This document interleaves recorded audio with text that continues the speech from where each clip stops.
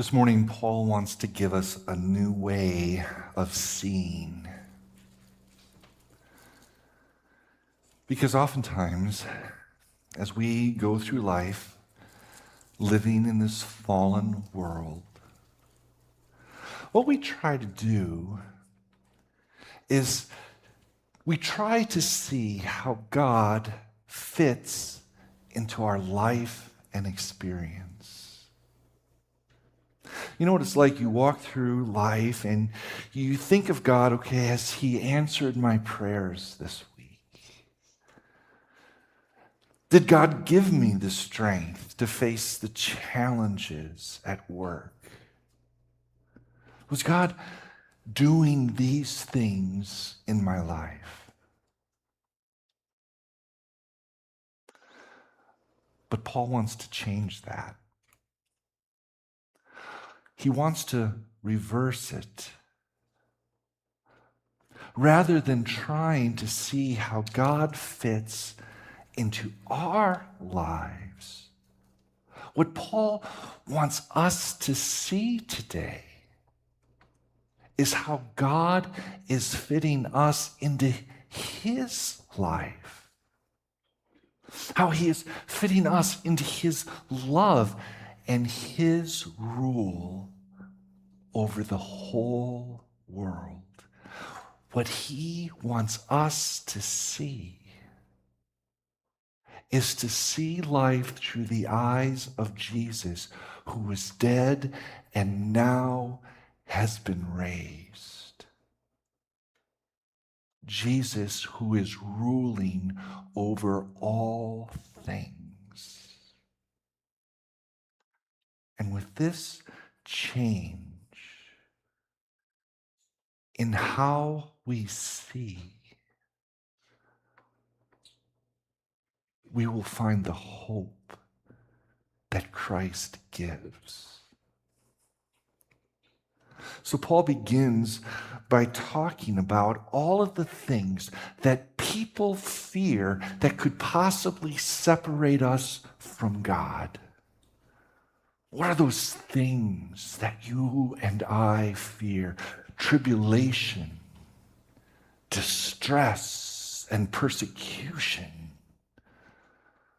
Paul continues listing more: danger, nakedness, sword.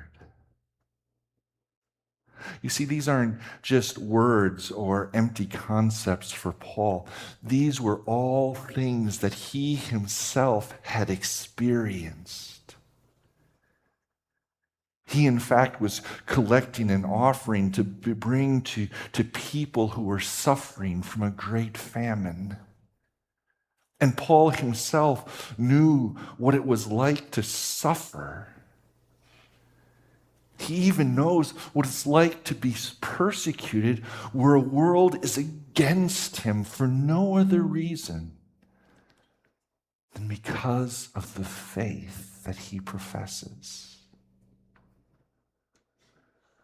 Paul knew very well all of the evils in the world, the things that can separate you and me from Christ.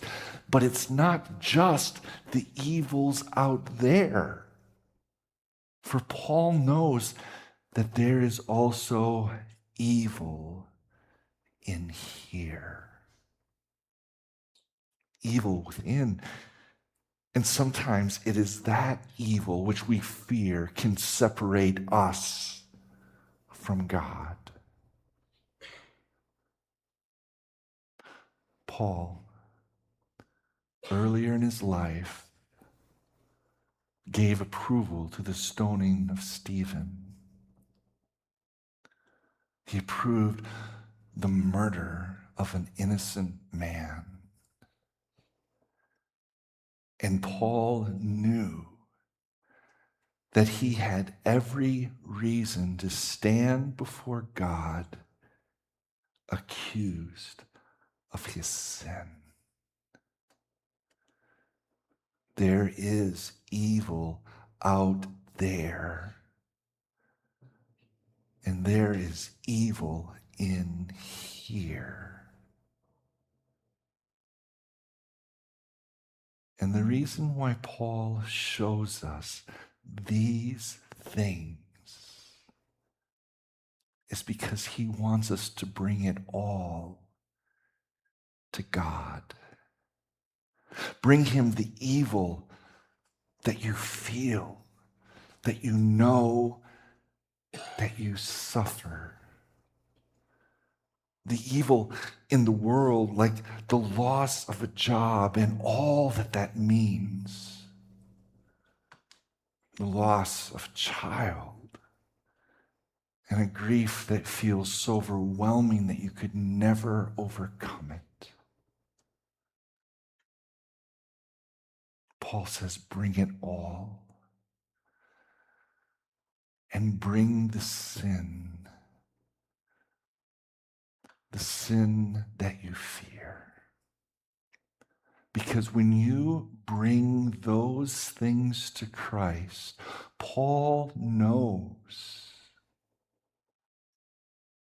that God will bring to you his love.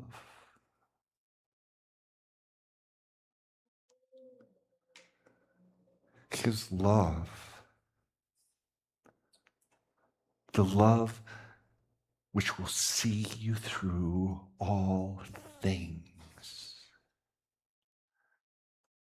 And what is most important is the love of God is beyond just a feeling